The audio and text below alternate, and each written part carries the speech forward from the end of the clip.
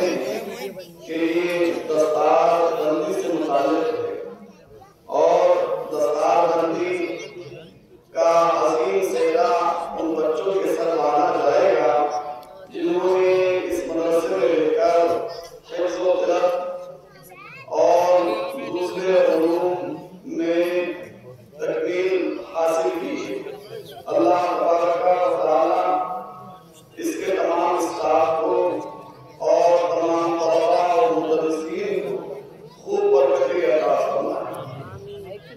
قرآن عظیم کی جس مقدس آیت کو میں نے پڑھا، اللہ تبارک و تعالیٰ اس میں فرماتا ہے، اے حبیب علیہ السلام آپ ارشاد فرمائیں کہ جاننے والے اور نہ جاننے والے یہ برابر نہیں ہو سکتے، یعنی علم والوں کا جو مقام ہے ان کو جو اللہ تبارک و تعالی رفعت و بلندی عطا فرماتا ہے، ان کے پاس ثواب عظیم کے جو خزانے ہیں وہ خزانے ان لوگوں کے پاس نہیں ہو سکتے جو علم تک نہیں پہنچے ہوئے ہیں۔ اسی لیے رسول اللہ علیہ السلام نے ارشاد فرمایا، خیرکم من تعلم القرآن وعلمہ، کہ تم میں سب سے بہتر وہ ہے جو قرآن کو سیکھے اور دوسروں کو سکھائے۔ سبحان اللہ۔ تو یہ کہ علم کا وہ مرتبہ ہے، علم کو اللہ تبارک و تعالی نے وہ عظیم مقام عطا فرمایا ہے کہ اس کے برابر کوئی دوسرا مقام نہیں ہے، کیونکہ علم ہی ہے کہ جس سے ہم اللہ کو پہچانتے ہیں۔ رسول اللہ علیہ السلام کے مقام عظمت کو ہم پہچانتے ہیں اور دین کی دوسری باتوں کو جانتے ہیں۔ اگر علم نہ ہو، علماء نہ ہو تو اللہ اکبر، تمام دنیا و عالم یہ تاریخ ہو جائے گی۔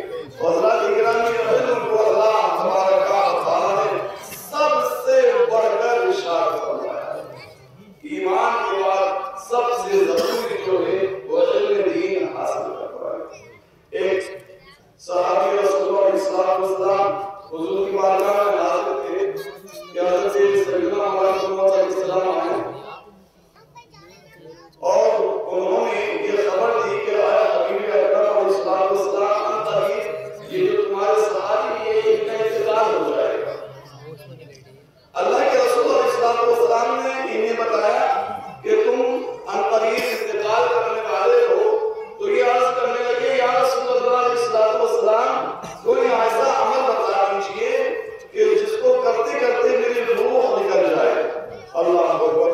اللہ کے رسول علیہ السلام نے فرمایا، اے صحابی تم علم دین حاصل کرو۔ اللہ اکبر۔ تو ابھی یہ علم دین کے مسائل میں غور و خوض کر رہے تھے اور علم حاصل کرنے کے لیے بھی بیٹھے تھے۔ اللہ اکبر کہ ان کی روح قفس مصری سے پرواز کر جاتی ہے۔ علماء فرماتے ہیں کہ اگر علم دین سے بہتر اور کوئی عمل ہوتا تو رسول اللہ اس کی طرف ضرور ہدایت فرماتے، حضور ضرور اس کی طرف رہبری فرماتے، گویا کہ علم دین سب سے افضل تھا۔ اسی لیے رسول اللہ علیہ السلام نے فرمایا کہ تم اپنے آخری وقت میں علم دین کی مجلس میں بیٹھ جاؤ۔ تو حضرات گرامی، علم کا مقابلہ کوئی شے نہیں کر سکتی، کوئی عمل نہیں کر سکتا۔ اللہ اکبر۔ اور ہمیں چاہے ہم اپنے گھروں پر ہوں، اپنی مجلسوں میں ہوں، دکانوں پر ہوں، ہمارے اندر علم کی روشنی ضرور سے ضرور تر ہونی چاہیے، کیونکہ وقت بہت تنگ ہے اور ماشاءاللہ علماء کی بڑی تعداد آپ کے سامنے بیٹھی ہوئی ہے۔ میں ایک وہ واقعہ آپ کے سامنے بیان کر دوں کہ جس کو میں جب بھی پڑھتا یا سنتا ہوں اللہ اکبر ایک عجیب کیفیت ہو جاتی ہے۔ یمن کے ایک بڑے عالم، بڑی توجہ سے سنیے اور انشاءاللہ 2-3 منٹ میں میں آپ سے وہ سب بتاؤں گا۔ یمن کے ایک بڑے عالم ہیں، وہ کہتے ہیں کہ ہمارے دادا اور دادا کے زمانے کی بات ہے کہ ان کے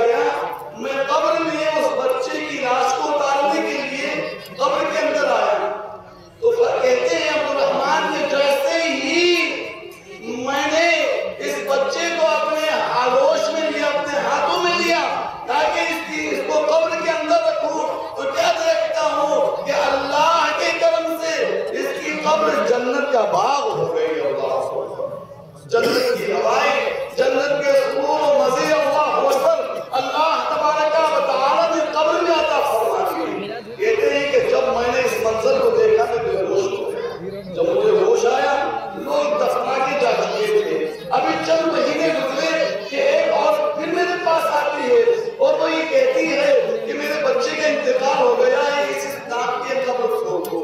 اللہ اکبر. اب میں نے وہ قبر کھول دی اور کھولنے کے بعد تھوڑی دیر کے بعد کچھ لوگ آئے اور قبر کے پاس لاش کو رکھا اور میں قبر کے اندر اس لاش کو اتارنے کے لیے جیسے ہی اترا تو میں کیا دیکھتا ہوں کہ قبر کے اندر سے فرشتے چلے آ رہے ہیں اور اس مبارک لاش کو اپنے ہاتھوں میں لیتے ہیں اور قبر کے اندر چلے جاتے ہیں اور یہ قبر جنت بن جاتی ہے. اللہ تو عبد الرحمن کہتے ہیں کہ مجھے بڑا تعجب ہوا, لیکن معاملہ یہ ہوا کہ پہلی مرتبہ تو میں بے ہوش ہو گیا تھا, اس مرتبہ مجھے بے ہوشی طاری نہیں ہوئی. تو جب یہ معاملہ ہو گیا, دفن کر دیا گیا اور وہ عورت چلنے لگی تو میں اس کے پیچھے پیچھے گیا.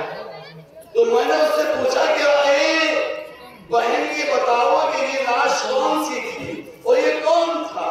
ابھی میں نے چند مہینے پہلے دیکھا کہ ایک عورت اپنے بچے کی قبر کھدواتی ہے اور اس کی قبر جنت کا باغ بن جاتی ہے, اور آج پھر میں نے وہی منظر دیکھا. تو یہ عورت کہنے لگی یہ دونوں بچے میرے اپنے بیٹے ہیں.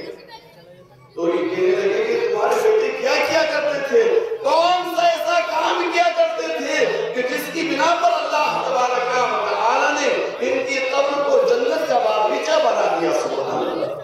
حدیث شریف میں حضور نے ارشاد فرمایا قبر یا تو جنت کے باغیچوں میں سے ایک باغیچہ ہے یا دوزخ کے گڑھوں میں سے ایک گڑھا ہے. اللہ اکبر. تو یہ عورت کہتی ہے کہ میرا بیٹا کوئی بڑا کام تو نہیں کیا کرتا تھا, میرا چھوٹا بیٹا جو تھا وہ مدرسے جایا کرتا تھا, اللہ کا دین حاصل کیا کرتا تھا, شاید یہی عمل اس کے کام آ گیا. تو کہنے لگے عبد الرحمن جو قبر کھودنے والے ہیں یہ کہنے لگے بڑا بیٹا کیا کرتا تھا؟ تو یہ تو معلوم ہو گیا چھوٹا بیٹے کا یہ عمل تھا. کہا بڑا بیٹا تو کچھ کرتا ہی نہیں تھا, وہ تو اپنے کاروبار میں مست رہتا تھا, لیکن میرے بڑے بیٹے کا یہ معاملہ تھا کہ وہ جتنا کماتا تھا میرے چھوٹے بیٹے پر خرچ کرتا تھا. اور میرا بڑے بیٹے کی تمام کمائی سے میرا چھوٹا بیٹا علم دین حاصل کر رہا تھا. اللہ تبارک و تعالی نے جو مرتبہ و مقام میرے چھوٹے بیٹے کو علم دین حاصل کرنے کی بنا پر دیا, وہی میرے بڑے بیٹے کو علم دین والے کی مدد کرنے کی بنا پر دے دیا. اللہ تعالی عبد الرحمن جو قبر کھودنے والا ہے جب اس واقعے کو سنتا ہے, بالکل سچا واقعہ ہے اللہ ملک یمن کا, تو کہتا ہے یہ عبد الرحمن کہ دنیا کی محبت, آپ جو جنت کو دیکھ لے اللہ اکبر, دنیا اس کے سامنے کچھ نہیں ہوتی ہے. اب عبد الرحمن کی عمر 50-55 کے قریب ہے. یہ کہتے ہیں کہ میں اس وقت کے بڑے عالم کے پاس پہنچا اور کہنے لگا کہ حضور میں علم حاصل کرنا چاہتا ہوں. یہ عالم دین ایک مسجد کے امام تھے, کہنے لگے اس بڑھاپے میں تم علم حاصل کرنا چاہتے ہو کہ نہیں, اب مجھے علم دین ہی پڑھنا ہے, اب میں دنیا کی طرف مائل نہیں ہو سکتا. اللہ اکبر. ان بزرگ نے منع کیا, امام صاحب نے منع کیا کہ اس عمر میں لوگ پڑھتے نہیں تھے. اللہ اکبر. انہوں نے اپنا پورا واقعہ بیان کیا. اللہ اکبر. اور پھر انہوں نے علم دین حاصل کرنے انہوں نے شروع کر دیا, حتیٰ کہ یہ علم دین حاصل کرتے رہے اور ملک یمن کے بڑے علماء میں ان کا شمار ہونے لگا. اور آج ان کو اہل علم حضرات عبد الرحمن حفار کے نام سے جانتے ہیں.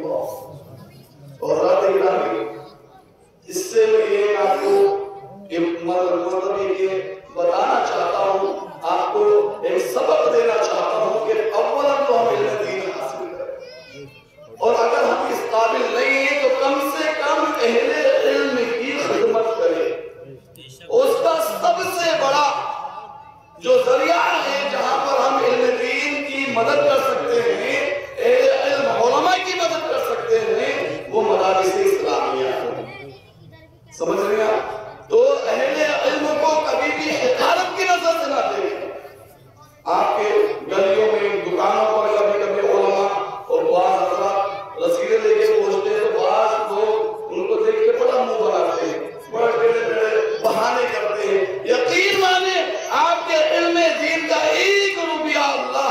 تبارک و تعالی کی نظر میں اور اس کی بارگاہ میں بہت جو ہے مرتبہ رکھتا ہے اللہ۔ حضور نے فرمایا علیہ السلام کہ بندہ ایک کھجور کے برابر صدقہ کرتا ہے، اللہ اس کو اپنے دائیں ہاتھ میں لیتا ہے۔ اللہ کا حق کیسا ہے وہ ہم نہیں کہہ سکتے، اللہ ہی جانتا ہے کہ اس سے کیا مراد ہے اللہ کی۔ حضور نے فرمایا اللہ اس کو دائیں ہاتھ میں لیتا ہے اور ایسے پرورش کرتا ہے کھجور کے برابر صدقے کی جیسا کہ تم اپنے جانوروں کی کرتے ہو، حتیٰ کہ وہ کھجور کے برابر صدقہ پہاڑ کے برابر ہو جاتا ہے۔ تو حضرات گرامی، یہ مدرسہ جو کہ 35-40 سالوں سے آپ کے اس گاؤں کے اندر ہے، اللہ اکبر، علم و حفاظ کی جو ہے تیار کر رہا ہے، اور اس کا بڑا جو ہے میں آپ کو دے دوں، بس ایک منٹ میں آپ کا اور لوں گا۔ اس کا ایک بڑا، میں تو چونکہ تقریباً دوسری مرتبہ یہاں پر آیا ہوں، تو میں اس کا آنکھوں دیکھا جو میں حال بیان کر رہا ہوں وہ یہ ہے کہ آپ کے اسی نگری کے، آپ کے اسی گاؤں کے جناب حافظ و قاری مولانا اجمل صاحب ہماری ہردوانی میں آئے ہوئے ہیں ماشاءاللہ، اور وہاں پر ماشاءاللہ پورا مدرسہ یہ سنبھال رہے ہیں، اور کئی ہردوانی کے کئی گھروں میں ان کے علم کے چرچے، ان کے مطلب ان کے کردار کے باتیں چل رہی ماشاءاللہ، تو اسی مدرسے سے فائدے ہوتے ہیں۔ تو مطلب یہ ہے کہ یہ مدرسہ علم تو پڑھا ہی رہا ہے، یہ کردار کا بھی دھنی بنا رہا ہے۔ اللہ ہوگا علم و تہذیب اس ادارے سے مطلب الحمدللہ مطلب روشنی اور نور کی طرح نکل رہی ہے، تو چاہیے کہ اس ادارے سے قریب آئیں، اپنے بچوں کو قریب کریں، اور جہاں اس کے اندر جو ہے مالی تعاون کی ضرورت ہو اللہ تبارک و تعالی ہم سب کو توفیق عطا فرمائے۔ وآخر دعوانا الحمدللہ رب العالمین۔